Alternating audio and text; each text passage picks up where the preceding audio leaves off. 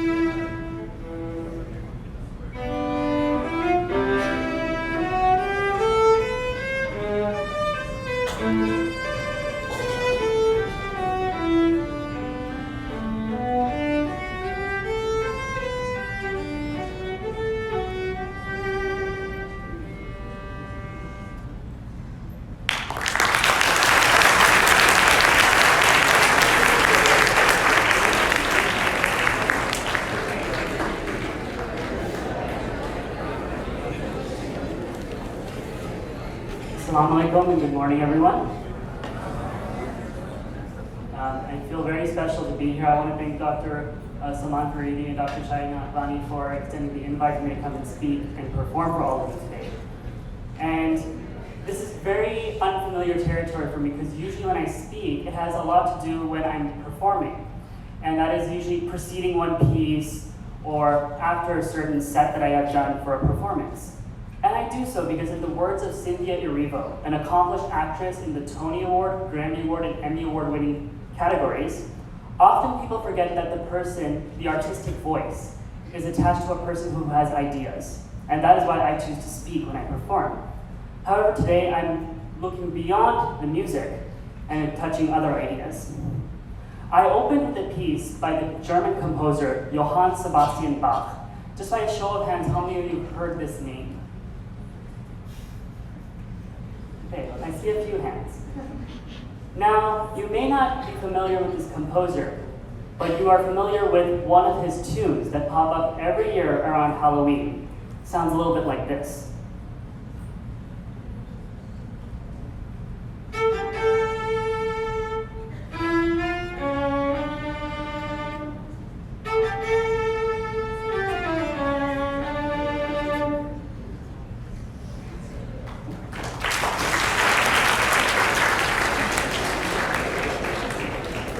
That is Johann Sebastian Bach's Toccata and Fugue in D minor, which is commonly heard on the organ to create that sort of spooky effect that you hear in any Halloween-themed TV show, movie, what have you.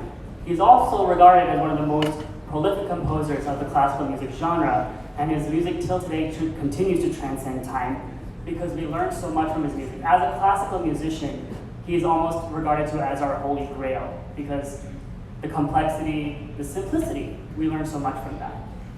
But putting Bach aside, I'm sure you all have heard some parts of classical music because it is often used in popular culture. You find it on music for young children CDs, and you find it in commercials, movies, TV shows.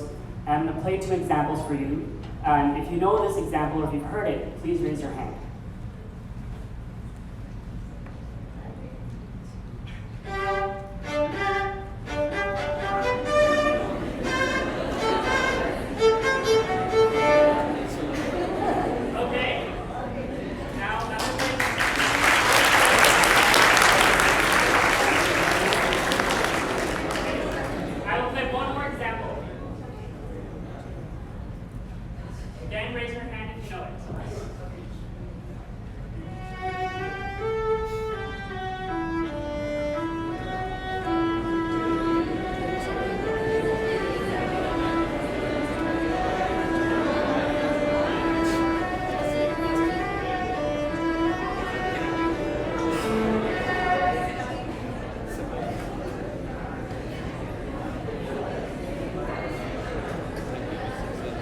Okay, so I am seeing some hands. The first excerpt I played is Wolfgang Amadeus Mozart's Eine kleine Nachtmusik, or his Serenade.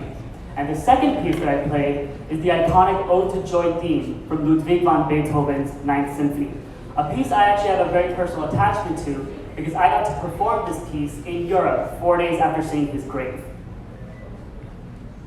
Apart from where we see classical music and music in general in forms of entertainment, there's so much that we can learn from the arts and its relevance till today. I was introduced today as connecting music to a scientific idea, and that is what I'm going to do right now. Music can be used as forms of therapy. It can be used in early childhood development, for developmental disorders such as autism, and for late age disorders such as Alzheimer's and dementia. I also share a personal story with music as a form of therapy. In 2016, my aunt was diagnosed with Aden's disease, and I went to go take care of her for about 2.5 weeks. And every morning I would start by, first of all, exercising and then doing about 2 hours of practice on the viola. And every practice session I ended by playing her favorite piece on the viola. And I just noticed a complete change in her spirit.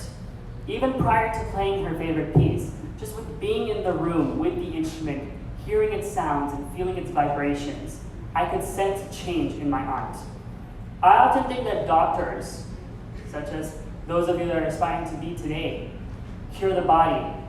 I feel as though artists cure the soul, and my aunt is a living example of that. Additionally, another connection for music is the importance of mental health. I'm sure many of you have gone home after a long day and put on your favorite song in the hopes of finding empowerment when you're feeling low and finding happiness when you're feeling sad. Even playing an instrument, which is now the source of a lot of my stress, I still find a way to use music as a way of alleviating it. Life can be tough, but there are ways of dealing with it. Another concept that music has taught me, and I feel arts in general, is stressing the importance of the journey and not the destination. Victoria Chiang, an accomplished violist and professor of the Johns Hopkins University School of Music, said in an interview that there's no idea of the making it. If you're looking to find it, you won't find it. Because every time you reach a destination, it is the start of another journey. And I see that when I play. When I'm working on a technical concept for the instrument, it started first as an idea, it then moved to an exercise, and then it became applicable in a piece. And then that concept became applicable in many pieces. And those pieces were used in many performances, auditions, you name it. And from every performance and every audition, I learned something about my personal abilities with the instrument, and abilities of how I can tackle each different scenario. Even speaking for you today is part of this journey, and I'm learning so much from it. I learned so much in preparing for it. But now, after hearing all of this, you're probably wondering, how did music become such an integral part of my life? And what does it mean to get an academic degree in music? Many of you probably think that you just play an instrument all day and it's that simple. Well, playing an instrument all day still has its difficulties. I will often find myself spending 30 minutes just playing 2 notes back and forth. Additionally, but in an academic sense, for example, the master's degree that I just completed at Carnegie Mellon University, it's 2 years. I take a full course load of theory, history, and application-based courses in which I have homework, projects, essays, presentations, you name it. Additionally, I have the artistic voice. In this case, that is the viola. And so I have lessons once a week with a teacher who is actually the teacher that accepted me into the program. I work with him once a week on concepts and new ideas for technique and music. And then I work on many other things for classes such as orchestra, chamber music, and audition preparedness, all of which are performance-based classes. So in addition to this full course load, I'm doing homework assignments, and I'm practicing about 2 to 3 hours a day, and sometimes that's not enough. I know people that practice 6 hours a day. Now, this came to be back in 2011 when I was about to start Austin College as a pre-medical student. And the years preceding to it, I had everything that you thought a seasoned pre-medical student could need. I did internships at the National Institutes of Health, in the Institute of Child Health and Human Development. I actually did research on AIDS-related Kaposi sarcoma. And using that research, I competed in various science fairs where I won awards. And so, that being said, I had what it took. However, when I started school, I learned that the joy that I wanted in this journey, I couldn't find it. No matter how much I struggled to study and take every test, there was no joy in the knowledge that I was learning, as much as I did enjoy the subjects. So what did I do? I switched to engineering. The next appropriate career for someone who shares our skin color.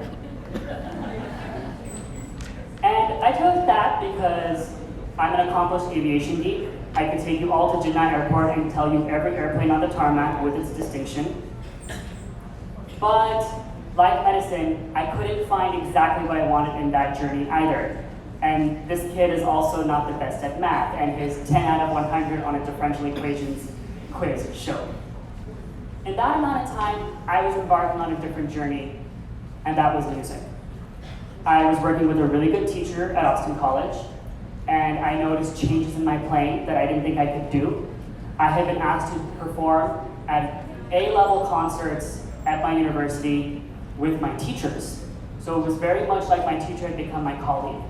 And I had qualified for a statewide music competition as the only violist.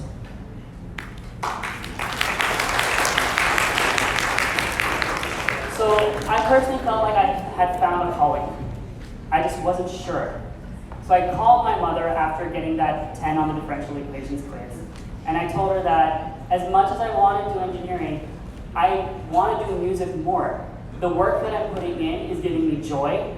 I had no issues practicing, and I was doing well in it. And she told me, think it over, your dad's in India, you don't want to make any hasty decisions.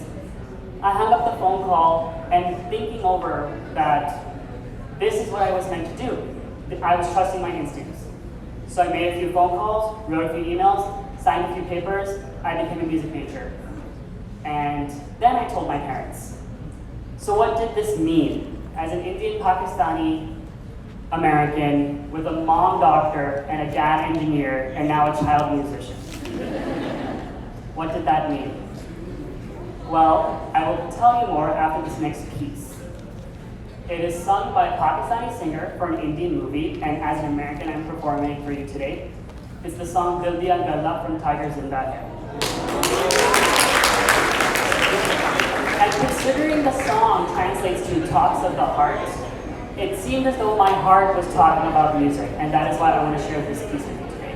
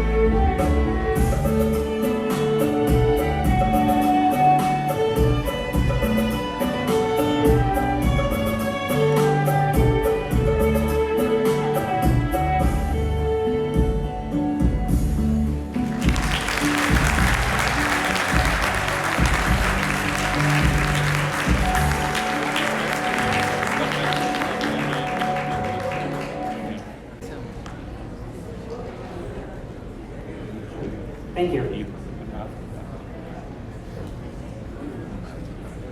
Okay, now that we've established that at this point in my life I reached a cultural identity and existential crisis, what did that ensue? Basically, since I did tell my parents after switching to a music major, there was shock. Possibly World War III? Not really. But there's a sense of confusion that I did get from my parents. They were like, how can you turn this into a lucrative career? And even then, I wasn't so sure because I only had the examples of what was in front of me, and those were my teachers with whom I was studying at school at the time. Additionally, I got a lot of criticisms from my cultural community. I had all the uncles coming up to me and asking me, what are you doing with your life? Do you want to get married? You know, have you not thought about having a sustainable future? And let's just be real for a second. The aunties have parties where they get together and discuss issues like this. And I was the hot topic of 2014.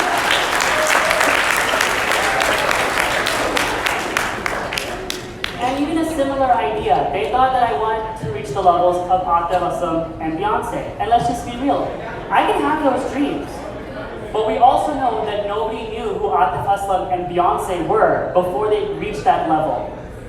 There is a journey, as I mentioned earlier.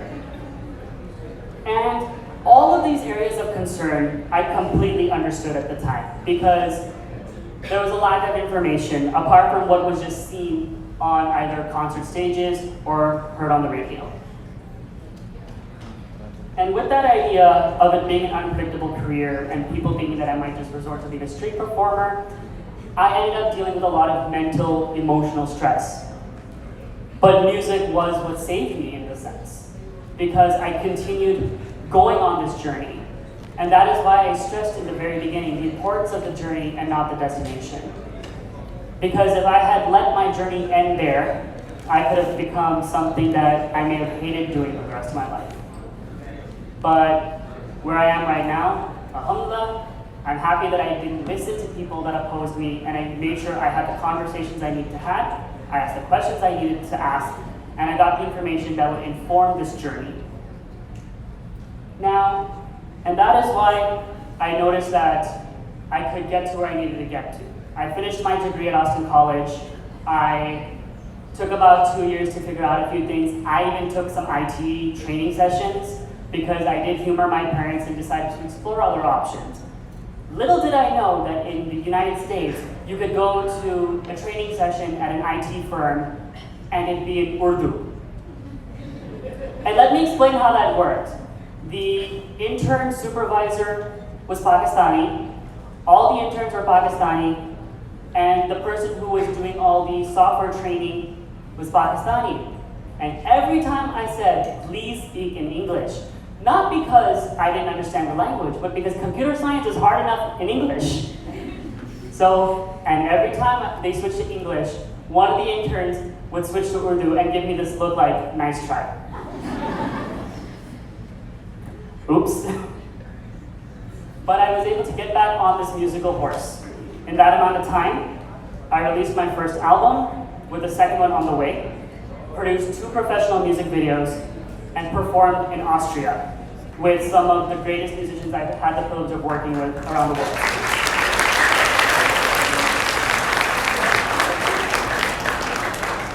I then completed a rigorous audition process and got my master's at Carnegie Mellon. It proves that even in the life's darkness, whether you don't know what you're doing with your life and you're just trying to find clarity, you will find light and you will find the answers you need. This leads me to my third piece for today. In honor of next month's release of The Lion King,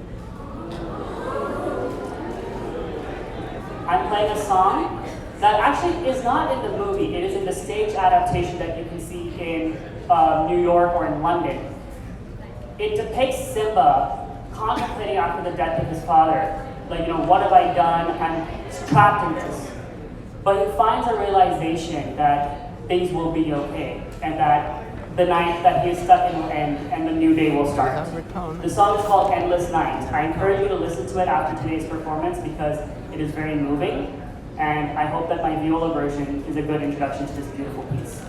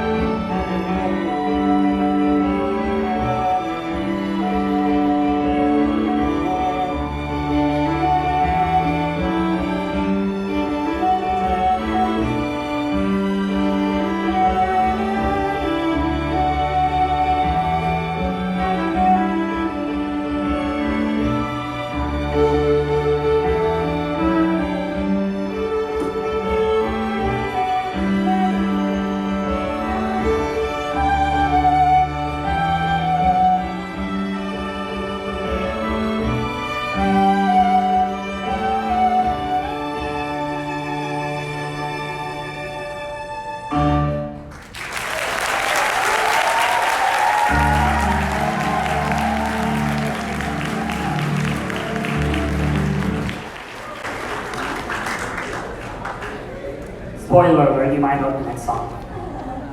But fun fact about that particular piece is, I mentioned an album is coming out. That song is on it, so be sure to stay tuned for my upcoming adventures, which I'll announce at the end, if you want to get your hands on that. Now, over the course of this discussion today, I've kind of talked about pushing barriers and kind of thinking outside the box, just because clearly, at least in the scope of being of this cultural association, I've already broken one mold, that I'm not doing a career like medicine or engineering, I'm doing an artistic career. But I'm also breaking a mold as a musician, and in the sense that I play on an instrument called the viola. It is often overlooked by its flashy sister, the violin, and it has very interesting qualities. It is the closest of that to the human voice, which is why the pieces that I've performed that are usually sung can still have that very beautiful vocal quality. But you don't find very many people using the viola as a solo medium. I guess I'm treading uphill waters again. But this gives me the scope of looking beyond what is given to you. Yes, we pick certain career paths because we want to pursue something specific. We have certain conversations because we want to have an exchange of specific ideas. We put ourselves in specific situations because we want to experience specific things. And we can do all of that while having control of the situation, but still thinking that what can I bring to this new situation as myself? And in that sense, we discovered that diversity of what is around us. Medicine is such an elaborate career field. There are so many different disciplines in which you may pursue. But as you pursue these different disciplines, think about how you yourself can leave your mark. That way somebody can look at it later and think, oh, this is the innovator behind this idea. Similarly in music, I've done something that is very different. And the standard career paths in music consist of two things: an orchestral musician in a big city ensemble, or a teacher. And those are considered the safe routes, but are they really that safe? And I'm going to give you an example of the orchestral musician, which is basically what my degree in a perfect world would have prepared me to do. If the Pittsburgh Symphony, Pittsburgh is the city where Carnegie Mellon is, if you don't know. If the Pittsburgh Symphony has a spot for one viola player, about 200 people will apply. 100 might make it to the first round of auditions. 10 people might make it to the second round of auditions, and still nobody will get accepted. And what does it take to prepare a good orchestral audition?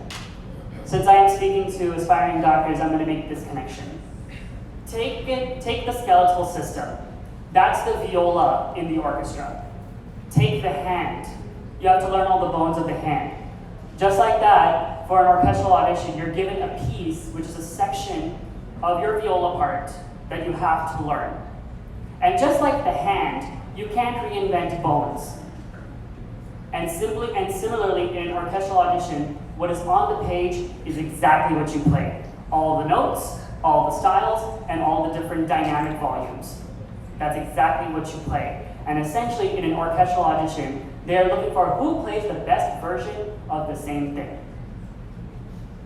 And I, as a soloist, which is something that I like to use my artistic, expressive voice for, I can't, put Rizwan's spin on Beethoven in an orchestral audition, but I can on an octavuslim piece. And similarly, when you're going forward in your careers, if there's a surgical concept or an idea or an application idea, each person will bring their own nuance to it.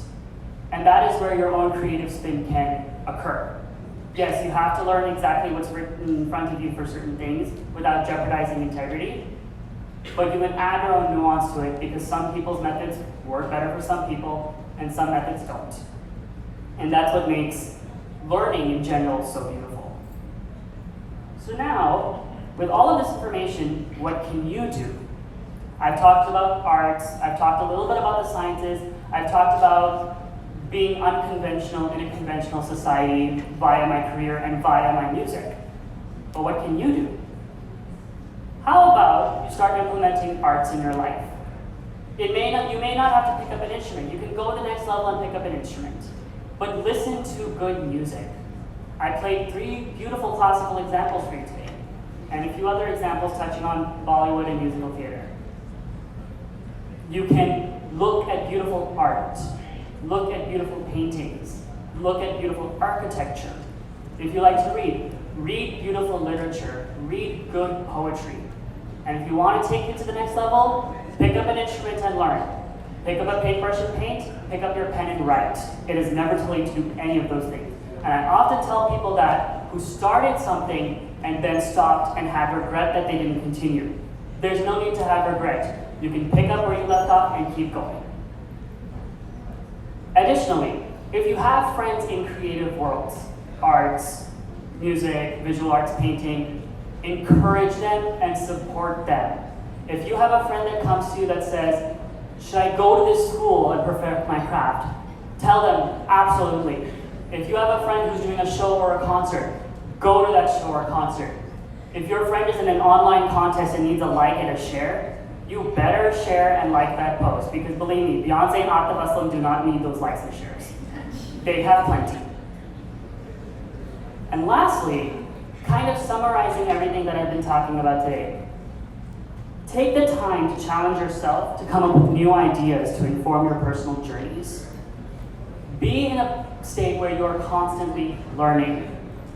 My teacher in Dallas just recently retired from the Dallas Symphony Orchestra, but she still plays and she still teaches. And she's told me many times, even at this age, I still am learning something. And that is why we see so many instances of Alzheimer's and dementia and diseases that happen in late parts of life, is because we've reached a point where we have stopped learning and stopped taking in what is around us. Even when it's a time to stop doing something, give back by teaching it. Give back by informing others. Because as you are informing others, you're informing yourself. And with that, I reached the end of my conversation with you today. But to end this conversation, I'm going to play 2 pieces for you back to back that I feel like encompass me and what I'm here for today. The first song is a song by Liaqat called Tehnu Samjhawan. And considering this trip to Pakistan has been very special to me, I've been able to celebrate Eid with my family here, and I've been able to meet some amazing people and get to speak to all of you today. I feel that song is appropriate. The second song I will play is a song called Defying Gravity from the musical Wicked. And I encourage all of you to listen to that song because the words are incredible and it's a song that changed my life. I'll be taking questions after this performance, and I want to thank my host, Dr. Samjhawan, and Dr. Shahina Advani for having me here today. And I hope you enjoy these last 2 pieces, and I look forward to hearing from you.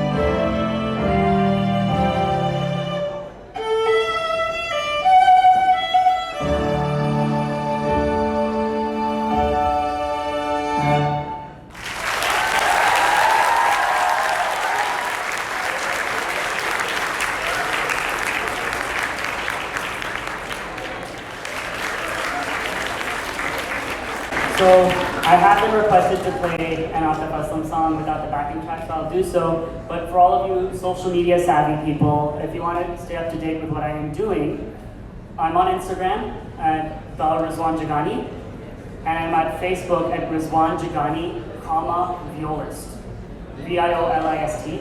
So when I release my album, it'll be on there, and for the gentlemen who wanted the Game of Thrones theme, it'll probably be on there as well. So definitely give me some support on that, and I will end today's discussion with some more music.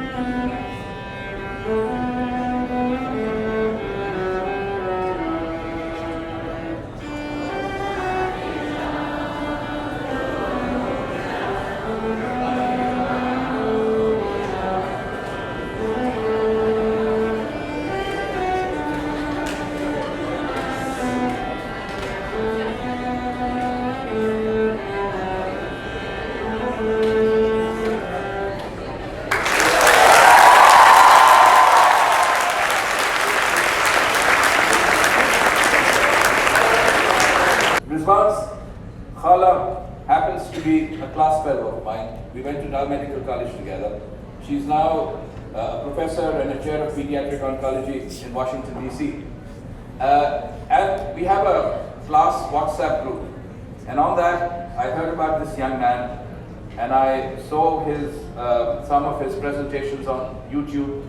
And I thought this would be an excellent opportunity for you guys to learn about an aspect of life that perhaps you don't experience, and for Rizwan also, in order to strengthen his roots with Pakistan and to have something to come back to. Because right now, it's so depressing to see gifted children wanting to leave this country, and I think it's important for people like myself and for people in my age group to have something that tempts these children to come back here and find something to do in Pakistan.